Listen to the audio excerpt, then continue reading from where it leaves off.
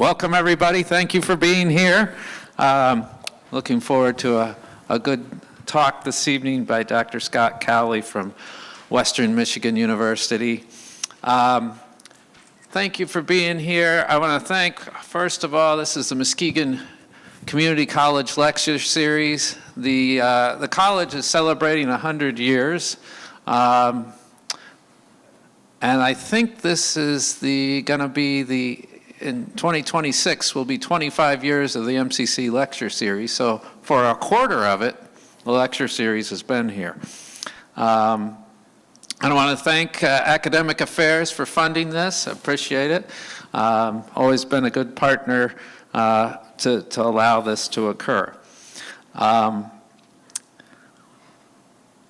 Dr. Cowley's talk tonight will be for about 45 minutes to an hour, and then questions will come after, and so get your questions ready. I'm sure you'd love to hear from it, and sounds like an interactive one throughout. So also, this is a lecture series. This is the second this semester. We've got more coming, so I've got flyers.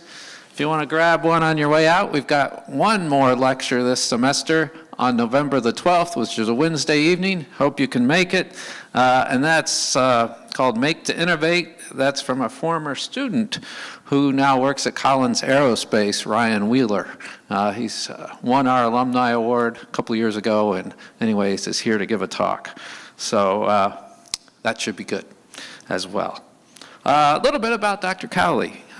He's a digital marketing researcher and associate professor at Western Michigan University, where he oversees the digital marketing program. Research interests include digital marketing education, digital customer experience, and digital strategy and marketing. He received his bachelor's degree from Brigham Young University and his PhD from Arizona State University. He said he grew up in Utah. So, Dr. Cowley is an award-winning curriculum innovator, researcher, keynote speaker, textbook author, and consultant.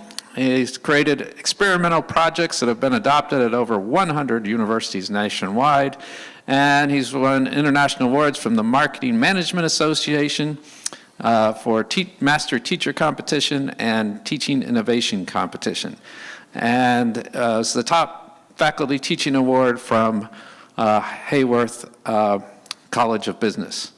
In his roles at Western, Cowley has coached multiple student teams to top placements in international case competitions and serves as a faculty advisor for the digital marketing at Western Michigan University. Please help me give a warm welcome to Dr. Scott Cowley and his talk, Selling Voting. Thank you so much. Are we good? Can you hear me? Beautiful. Hey, thanks so much for having me talk about something that 2 years ago I knew absolutely nothing about, and I think it's a good illustration of how you can end up in really weird things by chance. So I'm talking about this topic we call selling voting. I appreciate the nice introduction. We do have a digital marketing program at Western Michigan University. We're one of the only schools in the whole country that even has that. That's kind of why I moved out here. And so if you are interested in sort of, after tonight, we're going to turn you into digital marketing consultants by the end of the evening, and you'll realize just how useful that can be to all sorts of random things like voting behavior. So yeah, if you're interested and ever want to talk more about digital marketing and what that might look like at Western career-wise, let me know. But yes, I have expertise in sort of work background and research background in digital marketing. What I have no expertise in at all is civic engagement and voting behavior, and yet that's what I'm going to talk to you about tonight. And the origin of this is that early last year, our department occasionally just gets random requests from groups to send an expert to speak. And so this group of city municipal, by the way, are there any city clerks in the room? I invited all of the Muskegon clerks to show up, and I was just curious. But the group of clerks in Allegan County reached out to our department and say, hey, we want someone to come speak to our clerk group about marketing to get people to vote. And nobody really has that specific specialization.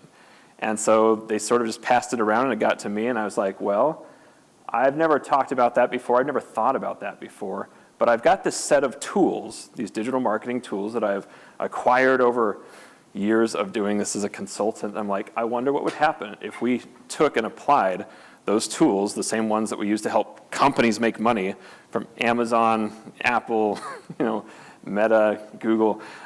What happens if we apply those to something local and civic and bipartisan, like getting people to vote or encouraging other engagement behaviors? And so that was sort of my dip into like, what happens if I really just take my set of tools and throw it at this, and does it work? And it turns out it worked really, really well. And I ended up speaking at for the Allegan County Clerks Association, and someone there was like, oh, that was so, so helpful. Friend told a friend, and then I went out and did that in Allegan County, and all of a sudden I have like this weird expertise, or at least experience, looking at probably over 100 different county and city and township websites and social media pages and Instagram accounts and Facebook pages, and sort of getting a good sense of what's going on and where a lot of help is needed. So my hope is that by sharing with you tonight how we might look at this problem of voting, for example, through a marketing lens, you realize, oh wow, there are actually a lot of just unconnected things that really open up wide when we start to connect them. Does that make sense? So with that, let me tell you about the initial conversation I had with Denise. Denise is a Allegan County clerk, and she was the one coordinating my visit. And I asked, okay, so what's the goal of what your group does? And she gave it to me in a very succinct way. Here's what she said. She said, we need to get the word out and not get sued. It all boils down to, that's the mission of clerks. And I think a lot of these clerks are even unpaid, right? They're doing this as a civic service, and they're trying to get people to engage in the civic process and get people to vote, especially in local elections. And that's basically the goal. It's like, we need a lot of people to hear about this and not get sued in the process. And as I've been learning about this topic, I've realized that, one, they definitely need help getting the word out. And two, in many cases, they're overly concerned about getting sued in ways that hold them back from being able to do some really cool things. And so that's sort of what this journey has led to, is realizing, wow, there's a lot more that we can do that still doesn't even come close to crossing the line of legal issues, right? These groups of clerks, they are completely nonpartisan. I have no idea which way they vote. They just want to increase voting behavior and civic engagement. Does that make sense? So, interestingly, I found this dichotomy this morning as I was thinking about this presentation. I didn't realize this, but Michigan is like third in the nation as far as voter turnout for the most recent presidential election. I was like, wow, that's pretty good. We're up at about 75%. And yet we have, at the same time, a lot of news stories that just say how hard it is to get people to care about local elections. And in reality, those are probably the ones that are going to make a bigger impact on you day to day, right? So it's so funny to be in this situation where we don't have any problem when it comes to national voting, but we've got big problems when it comes to local voting. And so that's sort of the challenge that we've got to figure out. And so my question then is, how can marketing help us tackle this sort of local challenge? And what I'm going to do tonight is I'm going to take you through a lot of the tools that we just accumulate as digital marketers and apply to companies to get them to sell products. We're going to show you what that looks like when we apply that to something like local elections, and give you the type of tools that are so useful and wide-ranging that you can go use that just about anywhere. At a nonprofit you might work with, a service project, to your personal business, right, your side hustle, or the company that you work for, okay? So that's, I like to make sure that whenever I leave with a whole lot of actionable stuff. And so that's what we're going to do tonight.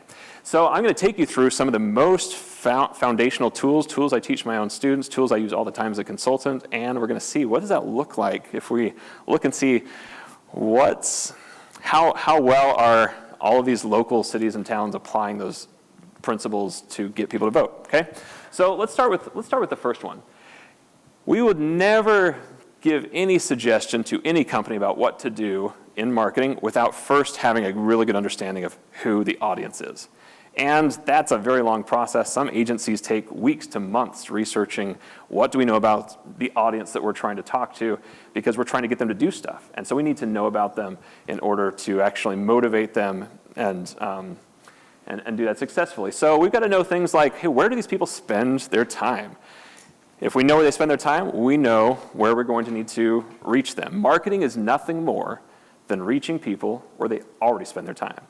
And we know that people are spending increasing amounts of time on phones and screens and mobile devices and all that stuff. We need to know, like, how do they feel about the thing that we are trying to get them to do? We need to know what their hang-ups are. We need to know what their goals and values and motivations are. We don't care who they want to vote for. We care how they feel about voting, the very act itself. Does that make sense? We need to know if we're selling a product, what are the different use cases around our product? Well, from a voting standpoint, what role does that act of voting play in their lives? That's going to make a difference in terms of knowing what kind of messaging is going to best resonate. And we also need to know a little bit about the type of terminology they're using, because that's going to influence what kind of words we need to use. If we want to get people to do stuff, we need to speak their language. These all sound like pretty obvious things, and yet so many people start marketing just thinking, hey, let's start putting together advertising promotion material, and that never works if you do that before you even know who that's meant for. Does that make sense? So let me show you some examples.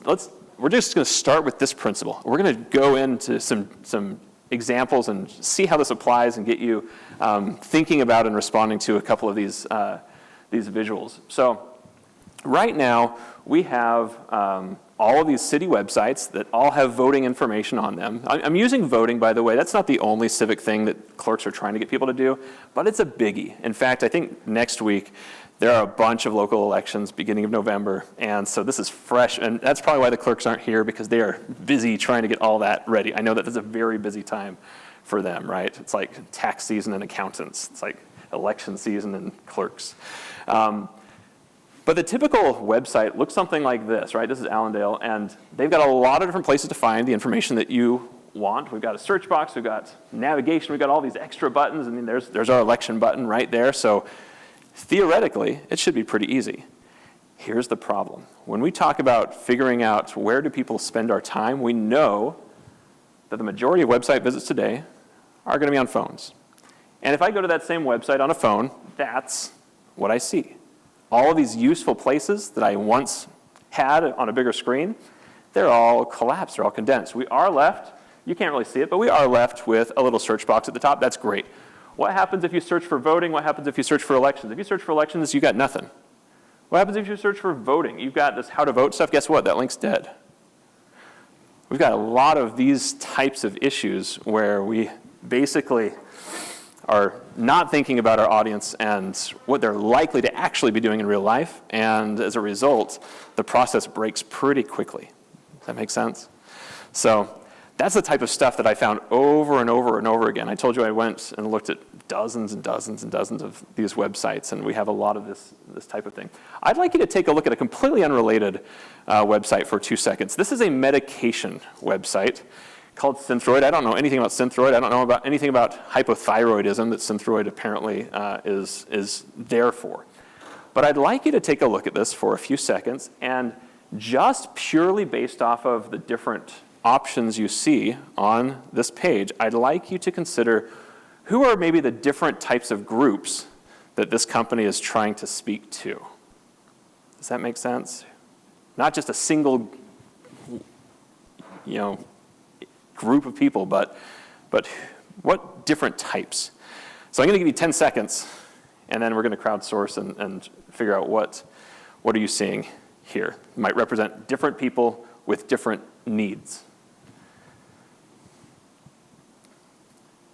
3 more seconds.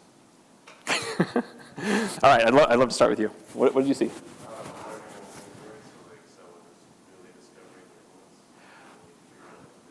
Well, is this someone newly discovering their illness, or is it someone who's... I ask that because is there something else on here that we think is for someone newly discovering their illness? If we come over here a couple, we've got understanding hypothyroidism. That's probably someone who's just freshly diagnosed.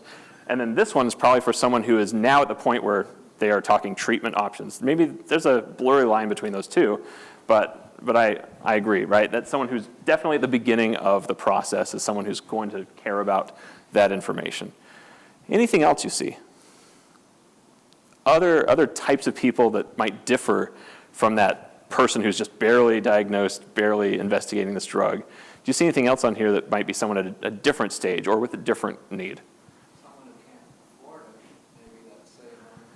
Yeah, we've got a section over here that's really for people who are cost conscious, right? Not everybody will be, but some people will be, and this is for them. Anything else? The professionals. Yeah, we've got a section up here that's specifically speaking to healthcare professionals. We know that it's not just the potential customers or users. We've got other people who are going to care about it. Does that make sense? Anything else? We see just a lot of this baked right into, starting on Synthroid, continuing on Synthroid is a little bit further down the road, right? Understanding hypothyroidism, savings, healthcare professionals. That we just saw one single page of a website speaking to at least 5 different groups that each have unique needs. This is what we do in marketing. We call this segmentation. We realize that we don't just want to treat everybody as if they are the same group. We want to understand that different people have different needs and different needs for information as well. How would you apply this to the voting population? If you can just imagine doing this sort of thing, what sorts of types of people do you think clerks might be speaking to when they're thinking about different types of voters? First-time voter. A first-time voter. That's always going to be sort of one of the sort of critical audiences for every single company. Someone who doesn't know anything about you, someone who's never used your product, someone who barely even knows what you offer. And that person is going to have very different needs from everyone else, right? So great way to start. Any other ideas? People moving. Okay, people moving. Maybe someone who, they're a voter, but they're new to this area, and they do not know all of the processes and how things work. That's a fantastic example. Yeah? People who have some common knowledge with the guys. Yeah, there are a whole bunch of people out there who vote occasionally and don't always get super deep into figuring that out and don't always have a very, very clear knowledge of how things are going to work. So yeah, absolutely. And then I saw one back there. There's not really a target demographic that you're not going to want to aim for. I do want to aim for all target demographics. You want one for the game. 100%. I agree with that. But we also need to just recognize different people are at different needs for information, just like this. Yes, this is just for people with a very specific condition, but you can blow it up and say, well, yeah, we've got every voter we're trying to reach. So I agree with you on that point. But ultimately, what we are trying not to do is put all the information for everybody on a single page. Does that make sense? Because that really doesn't help anybody if you just sort of dump everything onto one long page. It's going to make it harder for everybody to find what they're looking for. This is actually sort of a best practice to figure out how do we quickly get people off of the main page and into a part of the website that is meant just for them. We do the same thing for any website homepage. The homepage is never the page that people wanted to find when they come to your website. It's always something specific for them. So we're trying to get them off as fast as possible. Did I see another comment?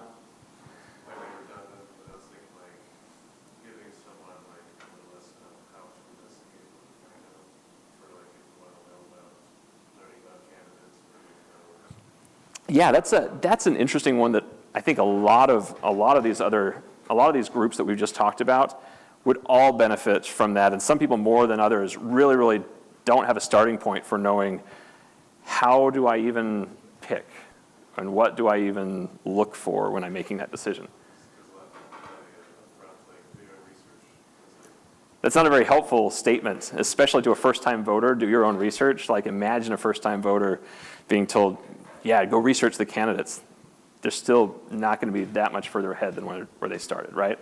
Well, and with this, we have that direct-to-consumer marketing piece, right? And you mentioned the clerks piece. There's also this need to be partisan in there, too. So there's still that part of, still go talk to your physician and make sure it's the right fit for you, right? And while we're still enticing you to go do this thing, we can't tell you need this. We can't tell you how to vote. So there's this fine line of information. That is a great comparison to how we do, like, pharmaceutical advertising and what we can and can't legally say, right? And we'll get into some more of the legality too. So fantastic start. You are all a perfect class. Thank you so much.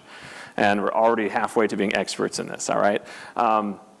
So we already talked about first-timers. One thing that I see that a couple of townships and cities do that I think is fantastic are helping first-timers visualize the process, helping them visualize what they're likely to experience. Everything from, like, showing on the website, these are the actual ballots that you're going to have, so you know exactly that you're in the right place when the time comes.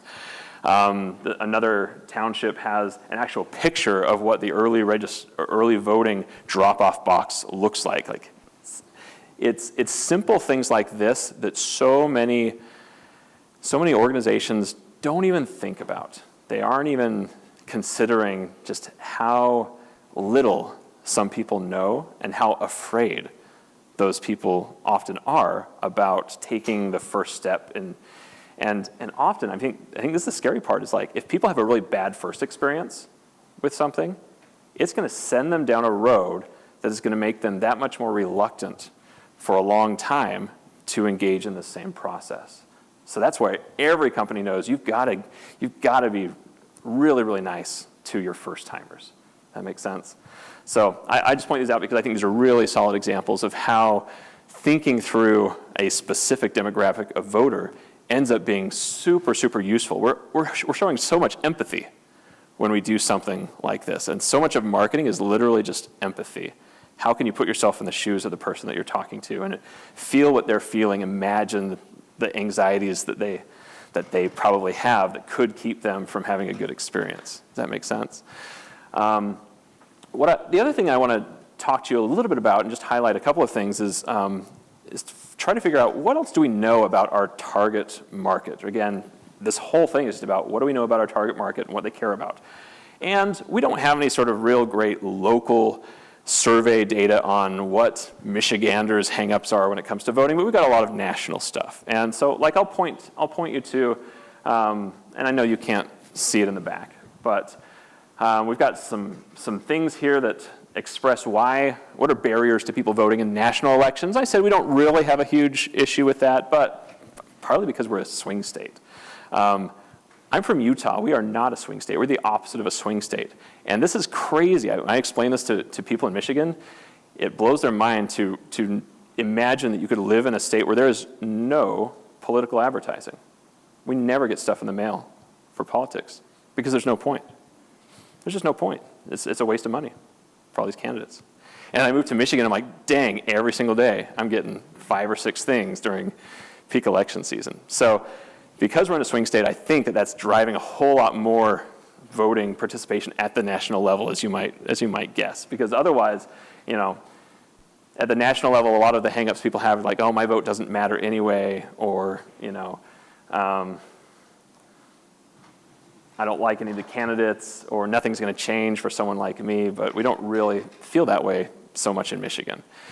We know it matters a lot here. But let's look on the local side. These are some of the biggest things that come out of research about why do people not vote in local elections. They don't feel prepared enough to participate. We've talked briefly about that. It's hard. You've got all these different races, and if you're like people I know, I'm not going to name names directly, but you're not always voting in every single local election, right? It's like, oh, I've got time and brain power to devote to a few of the big ones, and I'm just going to let some of the other ones go because I don't know. I don't know how to make a choice. I don't have time to really deeply investigate sometimes. So we know that some people don't feel prepared enough. They worry about the consequences of making the wrong decision being worse than not voting at all, which I think is really fascinating. We've got people who don't really feel strongly enough about where they live to feel like they are going to benefit from being an active part of that community process. And then, of course, we've got skepticism. There's always going to be skepticism about just how well people represent your personal interests and all of the niche things that you specifically care about, right? We're going to come back to some of these later when we talk about, now that we know about our audience, what are we going to say to them? If we didn't know any of these things, we'd probably say a lot of the things that don't matter as much to potential voters. Does that make sense? Like, it's all about what do we know about them? What do they care about? And as marketers, we're going to talk about that. And we're going to hit that over and over again in different ways. So I mentioned that. Now, we get through sort of understanding our audience as much as we can. Now we're going to get into some of the details about how we create amazing experiences on our website that actually lead people to do the thing that we want them to do, which in this case is voting. And I love this book so much. This is probably the most classic book around good website design. And it is by Steve Krug, and it's called Don't Make Me Think. And the premise of this book is simple. It is that when people come to your website, they don't want to have to think any more than the most basic, reasonable amount. They are not there to be challenged. They are not there to go on a little scavenger hunt to find what they're looking for. Does that make sense? This comes back to empathy. We need to make it as dang simple and easy as possible for the people to get what they need when they come to our website. I've got some bullets. We need to put things where people already expect to find them. We've got certain norms in websites. We've got certain norms for where you expect to see the logo of the company, where you expect to see the navigation, where you expect to see the contact information, how you expect to be able to get through that website, right? You don't want to just defy the norms for what people already expect. We also need to just be as dang clear and simple and helpful as we can by anticipating the needs and hangups. We want to make things nicely visually accessible, right? No paragraphs. We want to make things easy to skim, easy to visually process, right? We do that through lists, through good use of headings, through bullets. All of those things make for good, skimmable experiences. We're short on time. We're short on brain power. We're human. And so we need to treat other people like they're human too. We also want to try to not make people think by minimizing the amount of actions they have to take in order to get to their destination, okay? So this is basic principle. Don't make me think. If you only remember one thing about marketing, it'll make you a better marketer. I don't care what field you're in. It's like, don't make people think.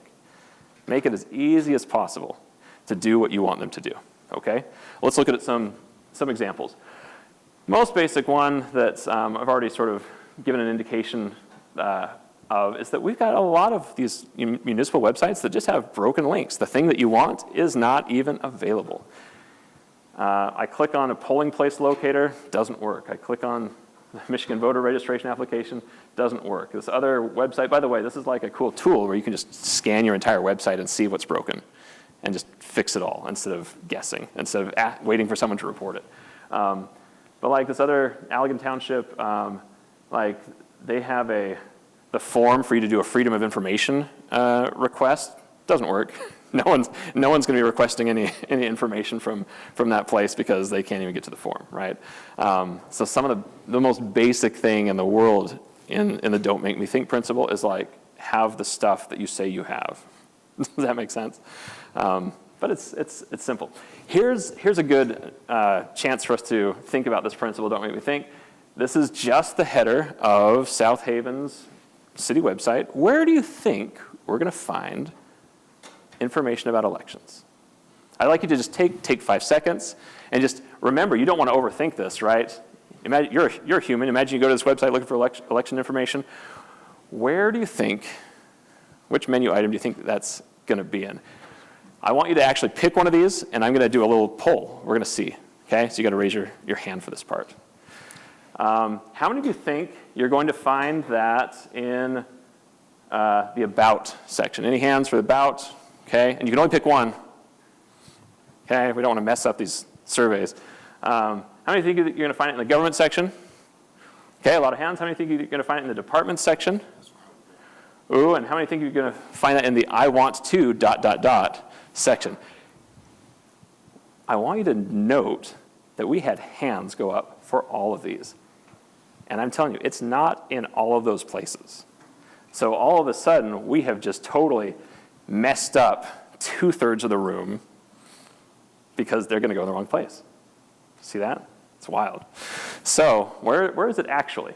It is here in the departments section, but then you have to know that you're going to find election information by clicking here on the word city clerk. And then you're going to have to come to this page about the city clerk, and then you get a brand new set of options here that you didn't even see before, that says election and voting information, if you want to get to that off the homepage.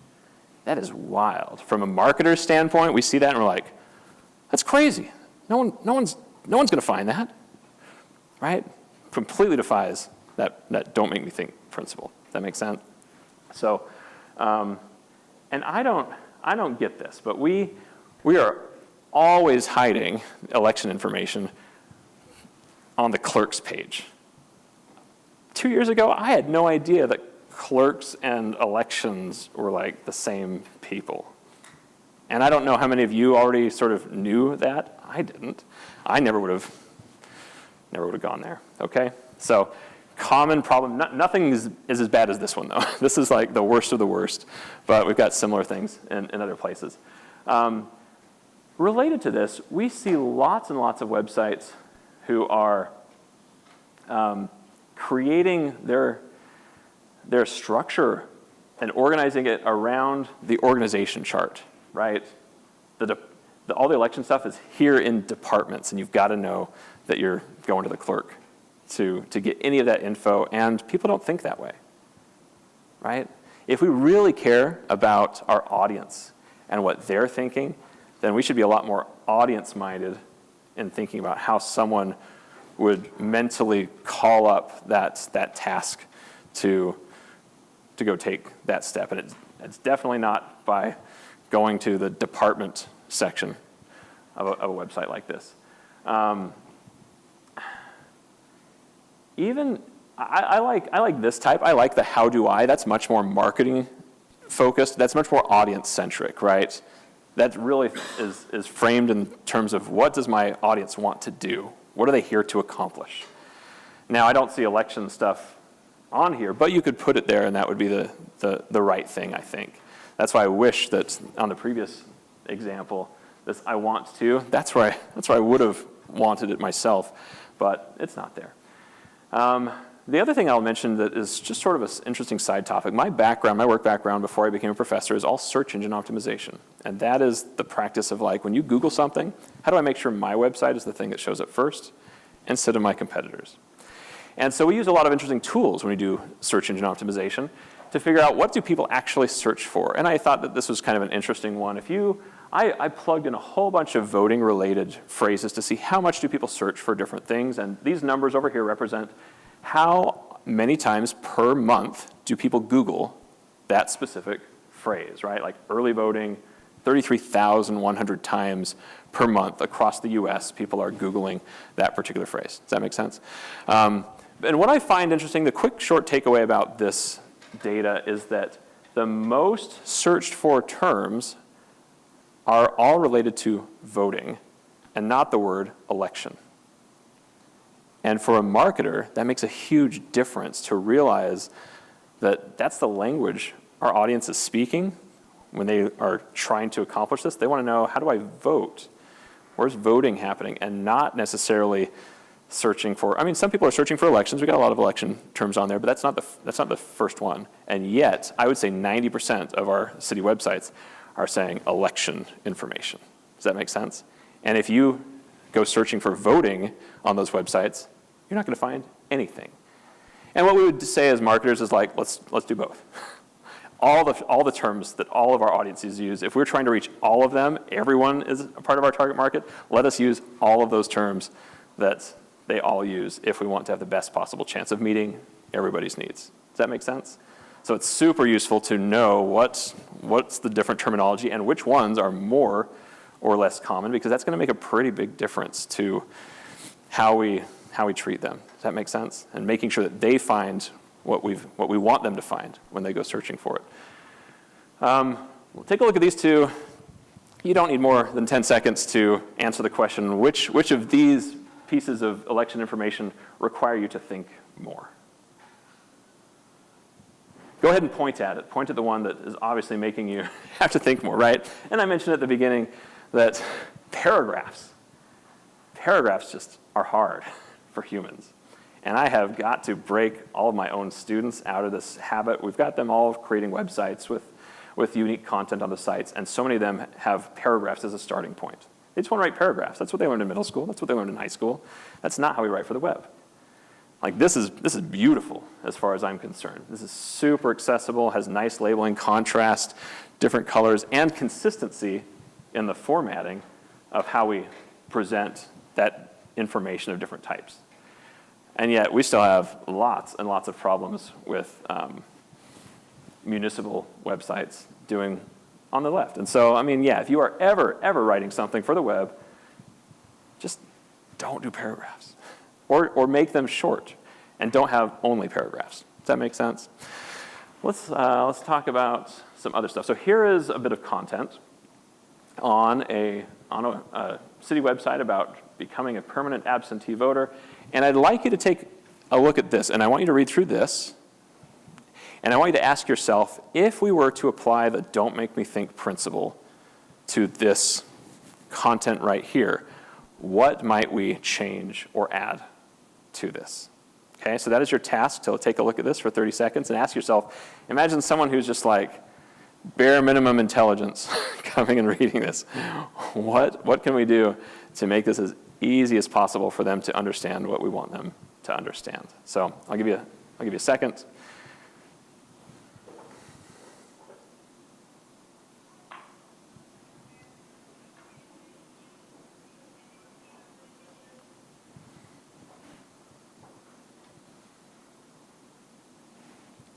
Okay, what do you see? Read the top paragraph and just focus on the bottom, just to become the absentee voter, just go right to the point. Okay, so you're saying just like X that whole thing because it's not giving people any new info? It might have something in there. It might have a bit for what to expect, but yeah, some of that's sort of not critical. What else? Yeah. Too much what? Too much waffle. Like, he's just waffling.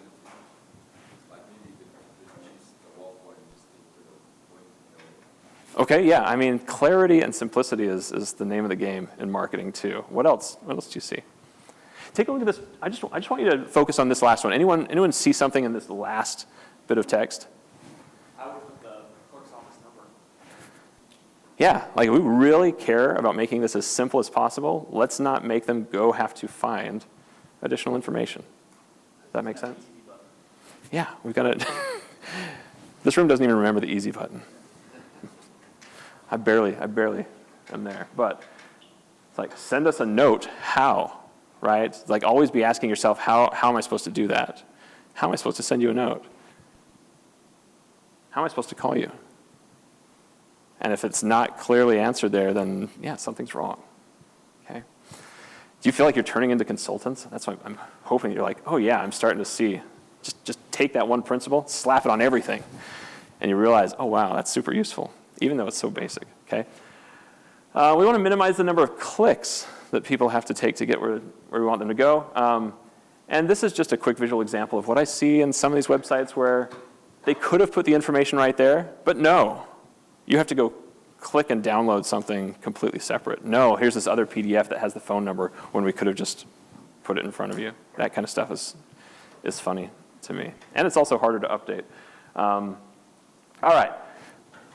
We're through Don't Make Me Think, but just realize that is a general purpose rule of thumb that I use all the time. Okay? And it will help anyone that you're ever trying to help get people to do something. Just always apply that rule. Here's the next one, and this one's a biggie. This one is also a nice general purpose framework that we use to make really good websites and make really good pages. And this is something that we call the 3 questions test, okay? It says that every single page where we're trying to get people to do something as a result of that has got to pass 3 questions really, really fast. Imagine that someone comes to your page and they don't know anything about you, and they're at square one in terms of the knowledge. We've got to answer 3 questions for them. These are the questions. What are you offering on this page? Why should I choose this?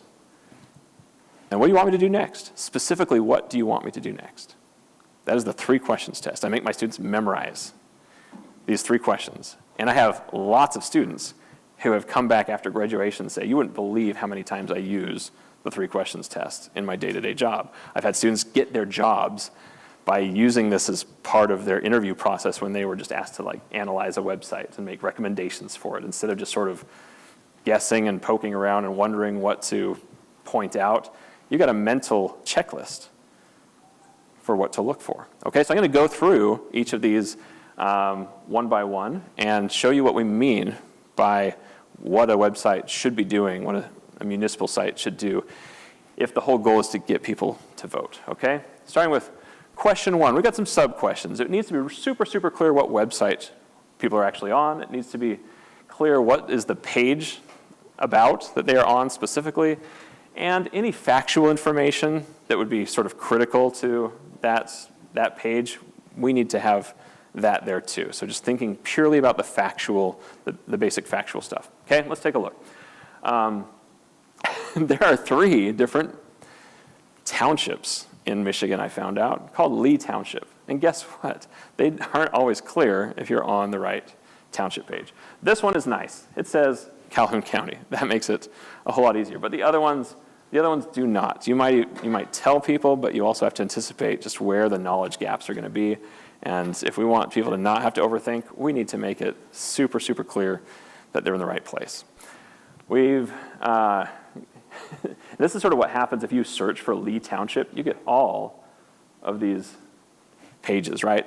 And if you just search for Lee Township, it's nicely described just because of the titles that they're using for those home pages. But if you search for Lee Township voting information, then it gets a little bit more, a little trickier. I guess we do still have this somewhere, but like that top one, you have no idea if that is the one that you want.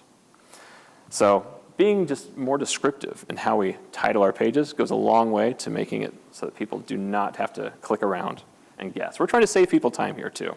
Not just save people brain power, but ultimately saving them time and being nice to them.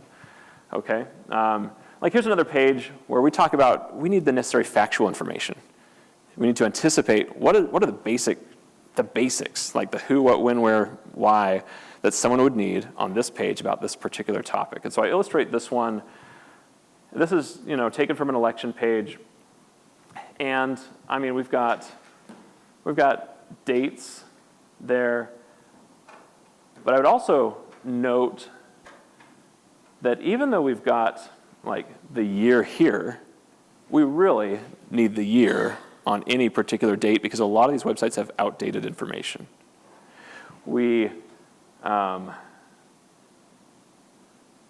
think we're good here. We've got a phone number. It doesn't have an area code. That could be a problem for some people who are new to the area. We're telling people to bring it in during office hours.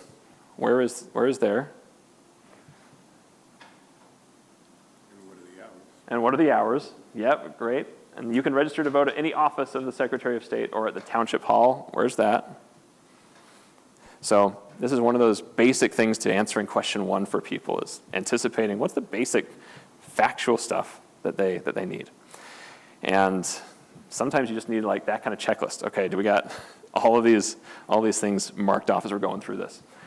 I like this example because it's a nice gateway to being able to get very specific information, anticipate all the different things I may want to know. It's probably not comprehensive. There's probably some stuff we're missing, but I think it's got a lot of things there that speak to the different groups that we know are coming and trying to get information.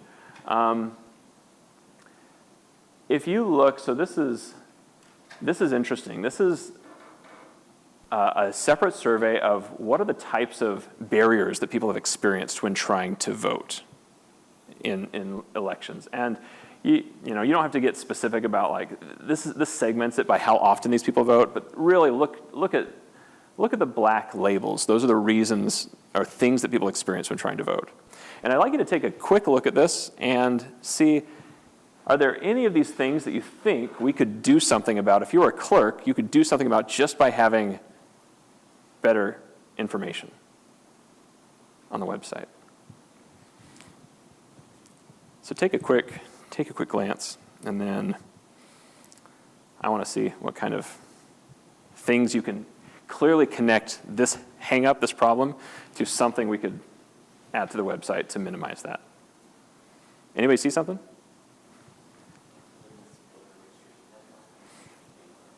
Yeah, so like that's a clear one where they just missed a deadline. Well, we better have that deadline right there in front of people so that they can't miss it. Another one where we got to make it super easy for them to have a map, know where their specific polling place is. Yep, that if you've got an identification problem, that's an information problem on our end. And I mean, if we were to use this as a checklist and basically look at all these local websites that have voting information, I guarantee you that the local websites would probably not have like half of these things, just because they just weren't thinking about it. And yet, that's a real reason that someone isn't voting as much as they could. So that's the basic factual stuff that I'm talking about for question 1 of our 3 questions test. Does that make sense? Question 2, why should I choose this? One of the big things that a marketer is going to see in all of these municipal websites is they've got the info, but they act like they don't really care if you vote or not. There's no real attempt to tell you, it's like to get you to vote. It's not about voting for one person or another, but there's no persuasion at all on any of these websites. It's like, here's the info, take it or leave it. We don't care, but here it is if you want to vote. You don't have to. And a marketer's going to see that and be like, what the heck? That's the whole goal. We're trying to get people to do this. This is also the question, though, where we start getting into gray area legally, okay? Because we're trying to be nonpartisan, and even the very act of encouraging people to vote can sometimes get us into a tricky place legally. And so I think that that's what's scaring them off. This is maybe, of the 3 questions, this is the one that these websites do the worst at, is even trying to persuade you why you should vote. And I think that if they were to do more of that, we would see a rise in voting behavior. If they talked about the benefits, if they focused on overcoming the anxieties and resistance that people have. We talk about social proof. Social proof is the term we give to showing that other people do this too. You are not the only one, okay? That's one of the most common baseline things that we do as marketers, is just show you're not the guinea pig for this. Lots of other people already did this. Lots of other people already bought this. Lots of people already like this. And that's something I think we can absolutely be thinking about applying in the case of voting. So yeah, like if we want people to vote, why are we leaving all of the persuasion to the candidates? That's my question. We're letting candidates sort of try to get you to vote for them, but I think that we're missing out on getting people to just engage in that process to begin with, and that's partly what's leading to some of the really low participation rates. Okay, this is something I see on a lot of websites. Like this is not voting; it's advertising people who want to serve on boards and commissions, which is a committee for this particular township. And there's literally nothing here that would give you any reason at all why you should want to do this. That's how so many of our volunteer organizations are. Like, if you want to volunteer, here's how. And we stop there. We make no attempt to tell you why that's a good thing, why you would want to do that. And I don't want to spend too long on this slide, because I put this together this morning, but I was trying to understand, like, what's the distinction between how we market products and how we market elections when it comes to legality issues. And in product marketing, there really are not a lot of things holding us back other than the FTC. The FTC is there to protect consumers from false advertising. And that's about it. I can say whatever I want, make any appeal that I want, as long as I don't lie to you or make a false claim about my product. And we can't do that at all when it comes to advertising something like voting, because we've got election laws and constitutional principles, and we are supposed to be neutral in regards to even telling people that voting is good. We technically can't even tell people that voting is a good thing, because then we start moralizing and saying, therefore the people who vote are good. Is that interesting? So if we can't really do that without getting into some gray territory and opening up ourselves to risk, and I think that that's what the clerks are saying, and saying, well, shoot, we're just not going to say anything. Here's the info. Don't ask us anything else. When in reality, there are a lot of things that would be acceptable to say, to give people reasons to participate. We could tell them that voting is easy. We can give factual information about the process that we can back up. We can tell them that their voice matters. We can tell them that, hey, this is the part where you play a role in your community's future, right? That's absolutely factual, but it's also a compelling reason to want to do this, I think. We can use social proof. We can use statistics from participation. That's factual. And that alone would be the thing that would get a lot of people to also want to participate. We're not doing anything partisan in the process of doing that type of thing.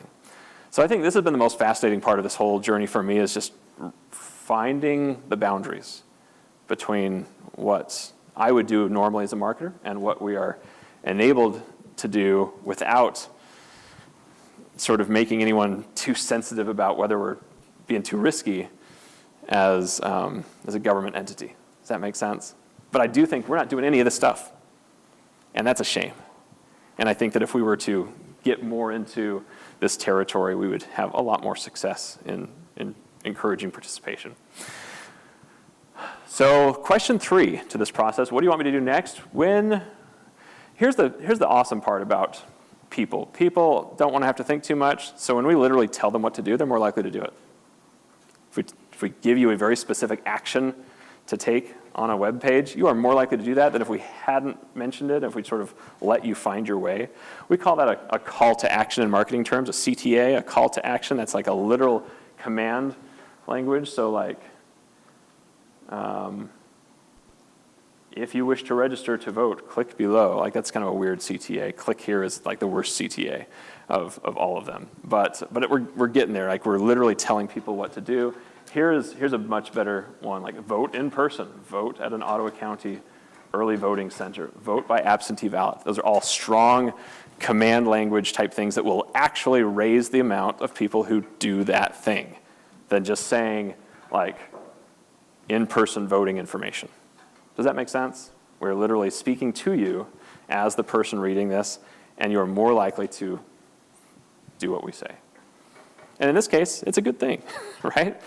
So that is question 3, is literally tell people what you want them to do, draw attention to the part where you tell them what we want you to do. We do that usually with high contrast buttons on e-commerce pages like Amazon, right? The add to cart, the buy now, those things always have a different color than the background because we're trying to draw your attention to the action we want you to take. We could absolutely do some of that stuff here.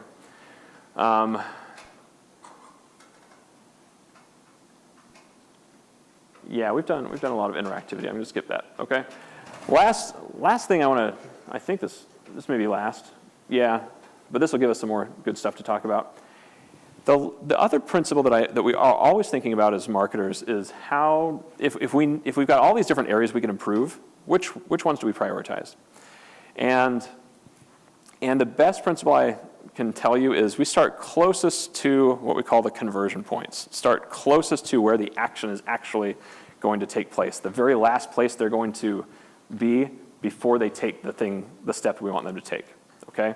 And in our case, that's why we've been talking all this time about like the official government website as a place where we need to get that right, because if we don't get that right, it doesn't matter how many people hear about voting stuff if they can't get the right information about it.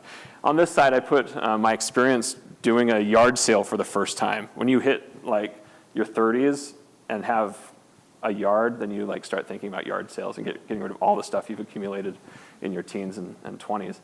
And so I used the same approach when we had our first yard sale. I'm like, the very first thing that I got to make sure is that everyone on my street knows we got a yard sale and that there's no question about it.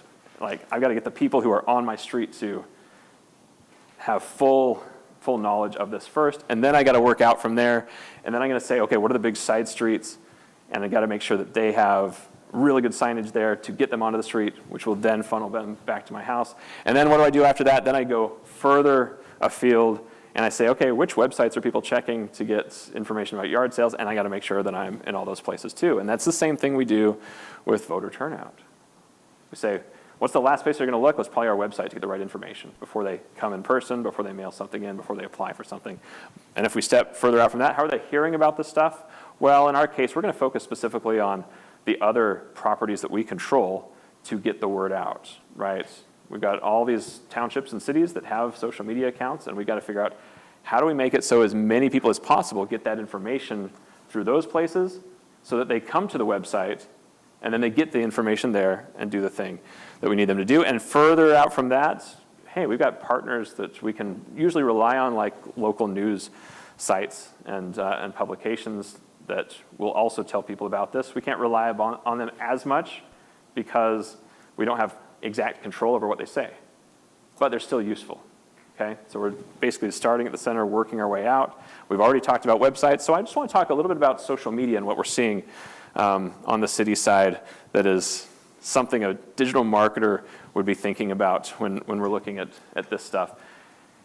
If you're a city and you want people to know about voting and you want them to know about that through your social media accounts, you've got to have a following. You have to have people who actually are following your accounts in order to see that, but too often we don't give people any reason to follow us to begin with. I would say the most common thing that you'll see on any website is a logo for the social media account, the Instagram logo, the Facebook logo, and that's all. And guess what? That logo fails the 3 questions test. If we want someone to be part of our audience on social media, we have to do the exact same 3 questions test there for that little thing, that little action that we're doing to get them to vote. We have to tell them, here's what we want you to do, here's why you should do that, and like, here's a very specific command verb to get you to take that step. So that's why, like, this is the contrast example where we're using all those things at one time. Follow us on Facebook to be the first to hear official information for Otsego resident. That gives you a very strong reason to want to pay attention to that channel as opposed to other ones. Does that make sense? And we never do that, right? In city, in municipalities. We do that all the time in marketing of products and companies. So I'm like, dude, this we're doing over here, do it here, you'll get more followers, okay? Give people a reason. The other thing that I know for sure is that even if you have a lot of followers, it doesn't mean that when you post something, they're even going to see it. That's the problem today that all these algorithms have. The tech companies want you to pay for advertising, so they're going to make it as hard as possible for you to reach people for free. If you've got 1,000 people who are following you on Facebook, for example, and you post something there, you'll be lucky if 2 to 3% of your audience who says they want to see your stuff actually see it. And so you have to think about this as a city too, running these pages and saying, well, yeah, we'll post something here. We've got 500 followers. Why do we have no engagement at all? And it's because so many of them are not seeing any of this because you have not primed them to see it, okay? These algorithms work in such a way that in order for them to see voting information when it comes time to post that, people need to have been engaging with previous stuff. And that means you can't have boring stuff the rest of the year. Does that make sense?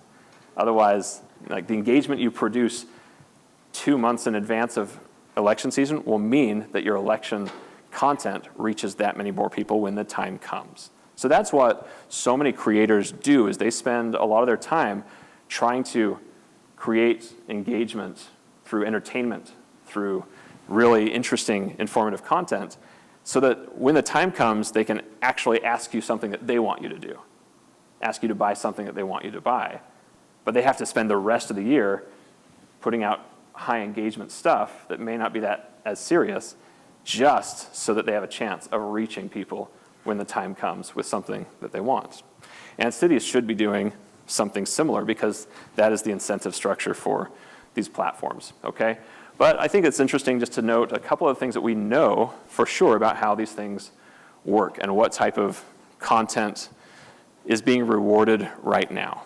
And so this is just useful in general. Like if you want to grow your own audience, your personal account, this stuff is the key, okay? Native content is always going to outperform content that you share that has a link in it, unfortunately. Native, what we mean is like if you've got a video that you want people to see, you need to upload that directly to the platform instead of sharing it from another account. If you share content from another account and just share it to your page, no one's going to see it. I just tell you that. No one's going to see it. It's better for you to download that to your laptop and re-upload that than to your audience. That's what we mean by native content, okay? We know that more interactive media is being prioritized, so like you should really never post anything that is text only, and we see a lot of cities doing this. So like, because that's the easiest, right? It's easiest, but the amount of visibility that text-only content gets so much lower than if that just had a photo with it, or especially if it had a video with it. Does that make sense? What else do we know? We know that photography is going to get a lot more engagement than graphic design. A lot of you students probably use Canva at some point. You're used to seeing a lot of just like basic graphic stuff. I would always favor a photo with some text overlaid on it to get the message across than something that's clearly just pure graphic design. That will perform better, okay? We also know that if we can generate emotion, an emotional response in our audience, we've got some really solid market research from serious academics to show that if we can just get you to feel an emotion, especially a high arousal, positive emotion, then you're much more likely to engage with that, and boom, you're much more likely to see our future stuff, okay? And we're more likely to see that content shared, which is also the thing that you want to figure out how to do is how do we get people to share our messages with their audience and drive them back.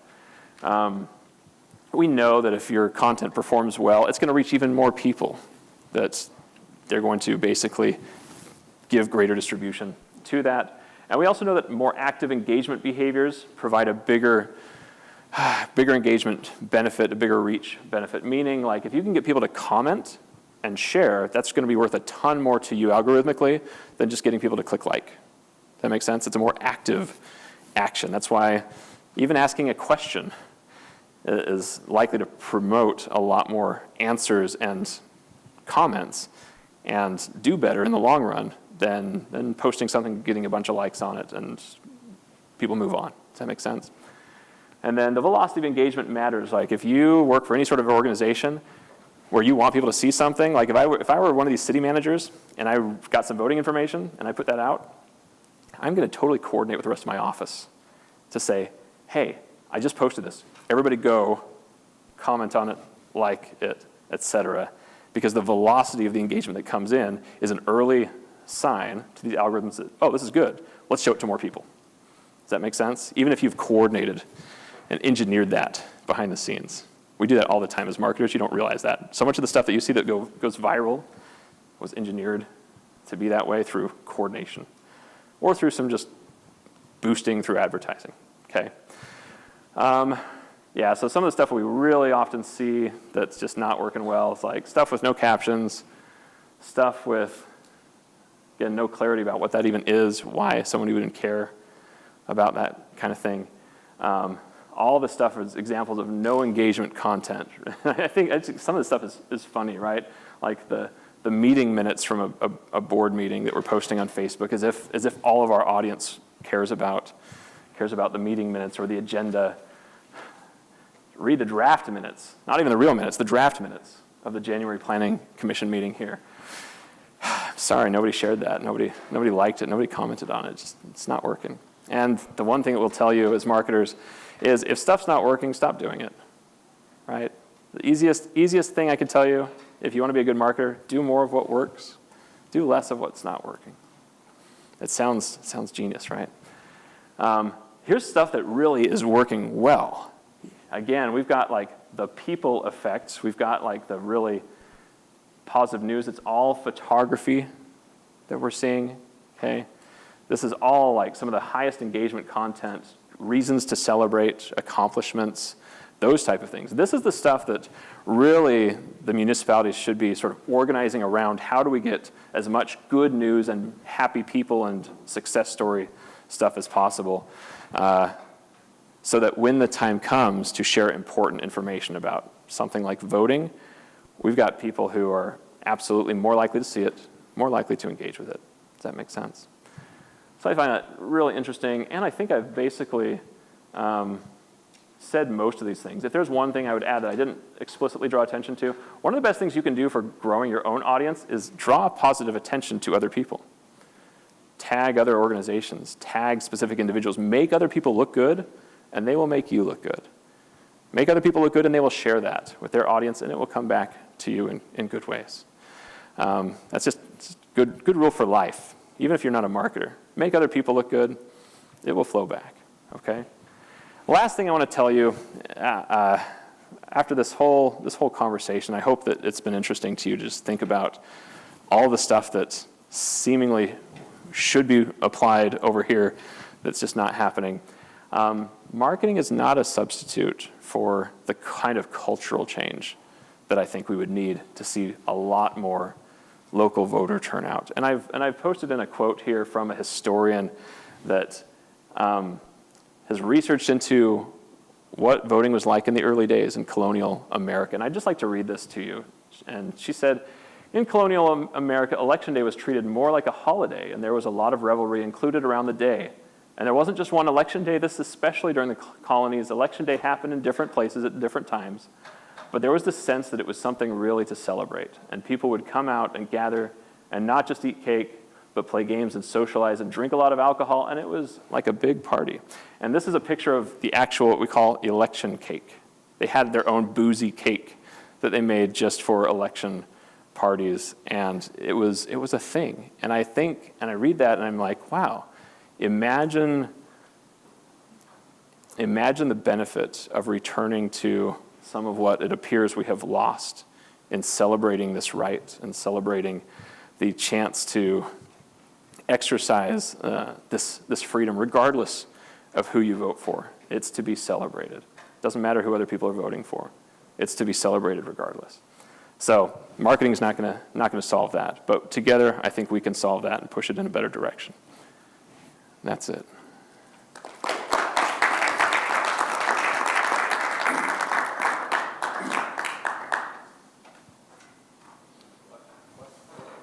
So one of the questions I had was about your last segment on engagement, and by the way, it was a great presentation. Appreciate it. One of the problems we have with social media engagement at the municipality level is both the Michigan Municipal League and the Michigan Township Association are telling municipalities the best practice is to avoid censorship issues, to not allow comments.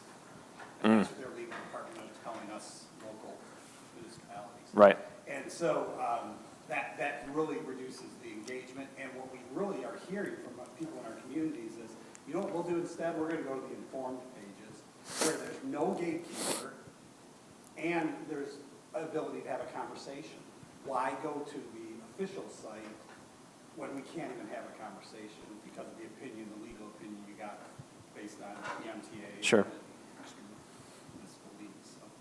Yeah, so a comment on that. I mean, nothing will take the place of the authority that comes from an official municipality's accounts, right? I mean, that's one thing that you give up. But this came up with some of the clerks that I was working with, and I didn't put it in this slide deck, but I had it in another one where we've got a lot of great moderation tools now for page owners. Like, you can go into the administrator settings on Facebook and you can turn on specific filtering or moderation stuff that allows you to keep the worst of things from even showing up. And I think that I personally think that so many of these things are overblown fears, and some of it is tied to just a lack of awareness of what you can do now as a moderator, as an administrator of a page, and some of the tools that have come a long way, especially with AI, to being able to filter out profanity, which is often a thing that cities would care about. But there's always going to be a line between, encouraging free speech and hard questions. That's sort of why every business would have a very specific written process for here is how we engage with people. And most of the time, those written playbooks, we call that a social media style guide or a social media playbook.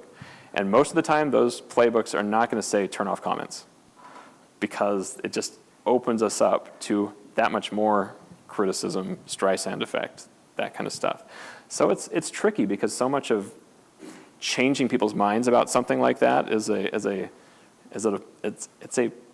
political, sensitive issue that requires a lot of emotional intelligence to persuade those within the organization to adopt a different viewpoint about social media, and not something that's going to come fast, especially when someone's been burned by it. So yeah, I don't think that there's an easy answer, but I do think that some more awareness about the middle ground would help a lot. So as a follow-up, what we're being told in part becomes part of the public record. During public comment at our meetings, we can't cut someone off because they're using profanity. We can't cut them off if they're reading a segment out of a book that has erotica in it. We can. Do you have problems with a lot of erotica in the city page? No, school boards do when people are trying to. Yeah, I could see that. Banned books, yep. A book, for Yeah. instance. And so what they're saying is that becomes part of the record, and you can't selectively at the public sector level decide what is and is not public speech. So that's what we're facing, and it is a matter of people who've been burned, the attorneys who want to have low risk tolerance, Yep. and the people who want to. And there will always be lower risk tolerance in areas that are regulated, right? We see the same in medical, we see the same in banking. There are certain fields, and I think government is also one of them, where there's going to be a lower risk tolerance. And but I don't know. One of my favorite quotes about free speech is the best way to combat speech you don't like is with more free speech, right? With more of what you do stand for. I appreciate you mentioning that, though.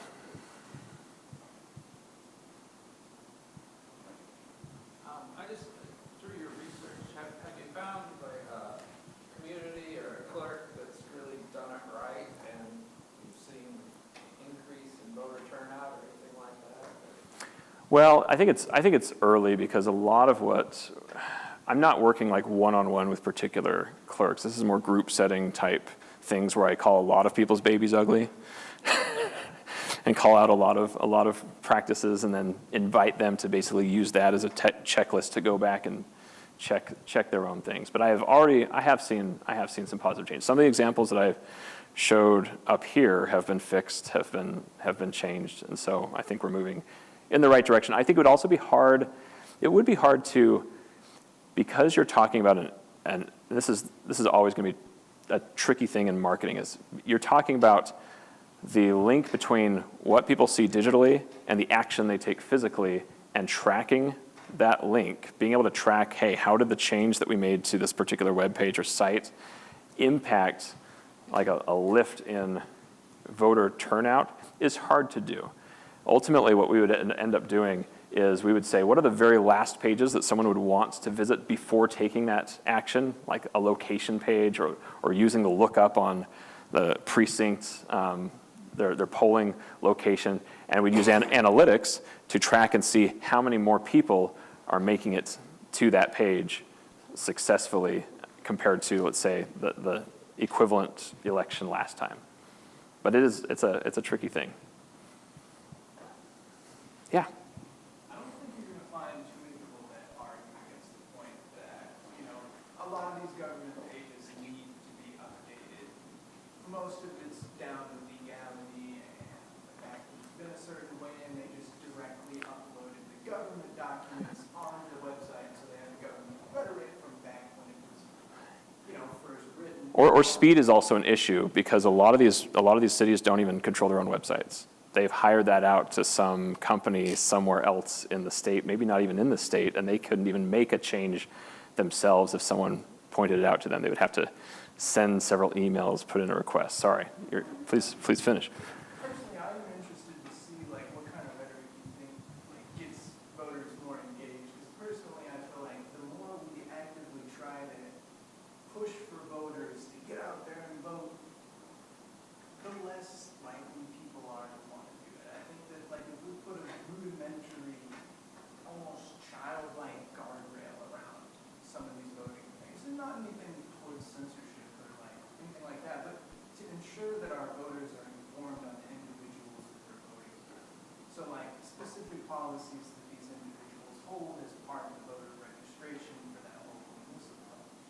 While it's not anything crazy that would cause people not to be able to vote or cause people certain demographics not to be able to vote, but I think it would create enough debate around it and essentially push people into engaging in that. Caring about it, like let's float the idea of doing something that might disenfranchise some people just as a way to get people to care.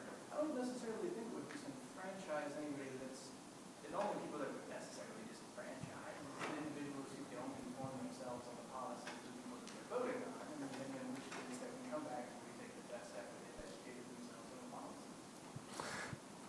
I think that idea is fraught, to put it lightly. Now, I'm not an expert in law related to doing something like that, but I think we have this long tradition of trying to let people make that choice in whatever way, however uninformed it is, and that becomes the challenge for us as a public to encourage smarter ways of doing it. I don't know a better way to say it.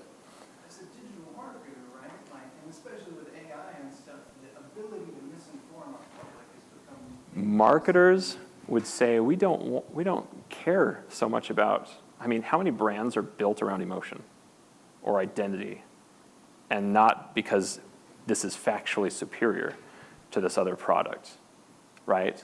The best, biggest brands in the world are not winning because of the sheer superiority of their products. And so that's where I think the comparison is tricky for me to make as a marketer, because we've never tried, and I know marketers who have tried to do it that way, who say we really do have the best product, and if the people only knew that this was superior to everything else out there, they would buy from us and they would choose us. So that's kind of the comparison I'm seeing, and it almost never works that way, to appeal to pure rational decision making. I think that way. I wish everyone just made rational choices and we had an easy way to do apples to apples comparison. But I think we have a hard time even doing an apples to apples comparison in the same way. I didn't mention, you do raise a point that one thing I would love to see them consider is driving traffic to places like Ballotopedia. I don't know if that's the exact word, but that is the place that is supposed to be also a nonpartisan place where every candidate gets a chance to give their own answers to the same standardized, pretty harmless, nonpartisan questions. And that is maybe the biggest thing that allows people a first step to a simple way of deciding who takes what stances on particular issues. And I've never seen a city website link to that third-party website, and I kind of wish that they would. And I kind of wish that we could somehow collectively agree, hey, look, none of these questions are partisan in any way. We just want to know where people stand on it. Although I will say that some of these candidates give really unhinged answers to really basic questions, and that tells me a lot, right? And maybe some people would find that in itself very biasing. And so that's where maybe and I'm not talking about like positions I disagree with. I'm talking about just like, that person's crazy, right? So, I think that we can and should float more ideas about how to help people make better voting choices. So in that regard, I completely agree. I thought about this on the drive over, like, how would I, in a neutral way, tell someone how to pick a candidate? And I had a really hard time, and I got a PhD. Like, I don't know how you do that in a neutral way and say use this heuristic, right? Or do this type of research, look for these type of things. And there's a reason we haven't gone that way.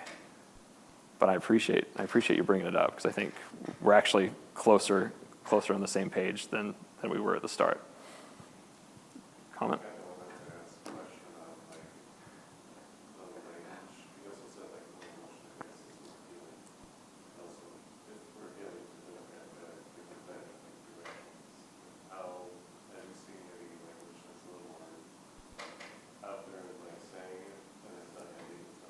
No, I haven't. No, I mean, no, they stay really clear of that. Even saying that this is democratic, even calling voting a democratic thing, starts to drift into uneasy territory of deciding what is good, what is bad, what is moral, what is immoral, what is encouraged versus discouraged. And so a lot of it's about like the adjectives that we use, and this is the real tricky part, because there's not a lot of good case law on like cities who have been fined or prosecuted and stuff because of the language that they were using to get people to vote. I mean, it's a lot more blatant when people actually decide to sue. But yeah, I see just they're so far away from even drifting into trying to get you to vote and giving you a reason to, that I think that they're just missing the bigger picture.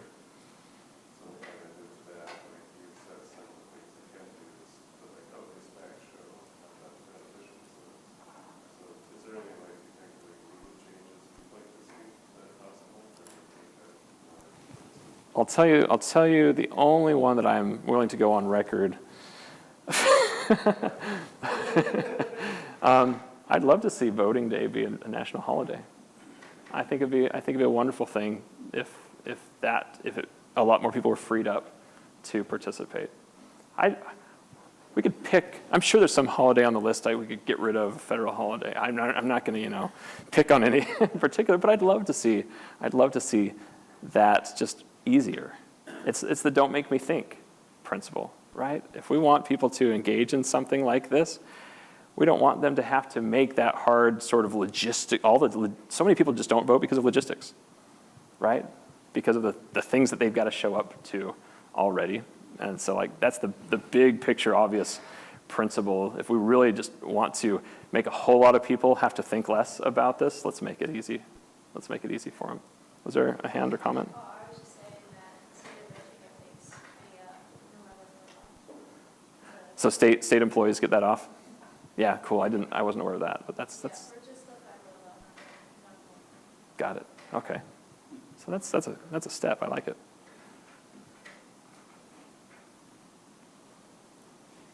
I think one thing with voting and the clerks, some of them don't want more people to vote. Oh, I saw evidence of that. I saw people like deliberately. I'm like, sometimes you see evidence where they're deliberately not telling you how to contact them. They're deliberately making it harder. I've got a couple in mind when I went to try to just contact everyone in Muskegon. Some of those people, like, you got to use a form, and it doesn't necessarily work. And so, yeah, I cut you off. I'm sorry, but. I think politically, they like it the way it is, and they are afraid if more people vote, their candidate or candidates or they themselves won't get reelected, and so they prefer not more people to vote. That could be true on an individual level. I think what I've experienced collectively is that when you get these people in a group, these clerks, they are all fantastic public servants that absolutely want to see more people do more things that the government is there to provide them with, and taking full advantage of the range of opportunities and rights, and even things that create more work for themselves, like freedom of information requests. I think that's the one where I'm most likely to see them trying to make that harder to do, because they know it creates more work that is specifically because of laws, right? Yeah. I'd like to add on to that, because I feel like I wholeheartedly agree with this point.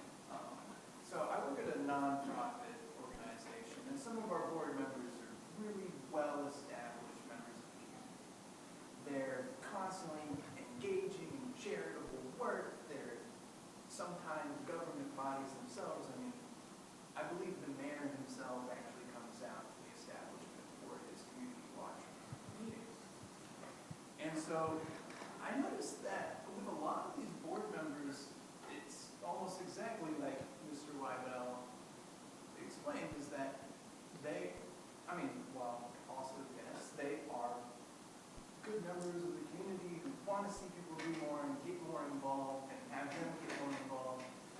But at the same time, anytime the opportunity presents itself for them to change the status quo that's in front of them and allow that to happen, it more often seems that it's too much of a hassle on their plate or something. And I mean, they have a lot on their plate, but I think that it's just a subconscious thing that they'll naturally not want to acknowledge given their position. Yeah, the name that we give that thing is, or part of it is what we call the principal agent problem. It's the problem that arises when you have someone who is supposed to be representing a larger group and yet gets the autonomy to make decisions based on how that's going to impact them personally, not just the group. And so you have, we're human. And so that's why so many things don't even change unless it's by legislation, right? Unless there are people who are at really high levels willing to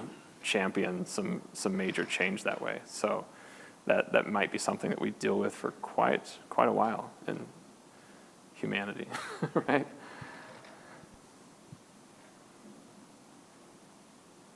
Well, thank you very much. Yeah, thank you.